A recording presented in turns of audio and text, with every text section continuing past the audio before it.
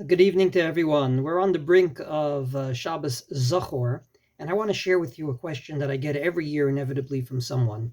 In this particular case, someone went to a far-flung community as a doctor in order to work during this time of the year. He's supposed to come back before Purim.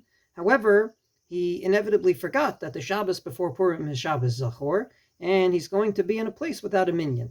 And his question was a very simple one. Does he have to go out of his way to drive 4 hours to get to a minyan, in which he'll also take a pay loss because he'll have to be leaving work on Friday very early in order to make it for Shabbos? I have to admit that it's a general question of how much do you have to invest in order to fulfill a positive commandment. However, in this case, Shabbos Zachor, I think it's important to recite the fundamentals every year when these things happen. It can happen to someone that's sick at home. It can happen to someone that happens to be in the hospital. It can happen because of many different reasons. A, reading Shabbos Zachor is a kiyum of a mitzvah d'oraisa. It's a biblical commandment.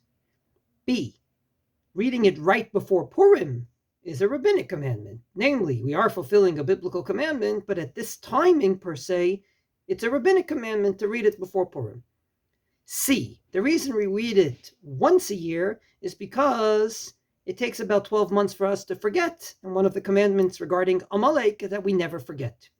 As such, putting all this together, what should this doctor do? I told him that under these circumstances, obviously he didn't look at the calendar or he forgot. What I believe he needs to do is to try to fulfill the mitzvah in every other way. Number one, over Shabbos, to read it from a Chumash. Number two, on Purim, to hear the Kriyat Torah in which we talk about the war against Amalek, and to have in mind that if the Magen Avraham is correct, that's a fulfillment of the mitzvah d'oraita of reading Zachor once a year, namely remembering what Amalek did per se. Number three, there isn't even a point of view that reading the Megillah is a kiyum, even though the word Amalek doesn't appear there. And number four, when he gets to Parshat Kiteitzei, which is the reading of Zachor, he should have in mind to fulfill the mitzvah. So under these circumstances, these are the ideas that I give. And indeed, it's the same ideas I'd give to someone who's sick in bed, someone that can't make it to shul. Having said all of that, there's no question that Shabbos Zachor is a biblical commandment. We should try very hard to get to shul and on time this Shabbos in order to fulfill this commandment.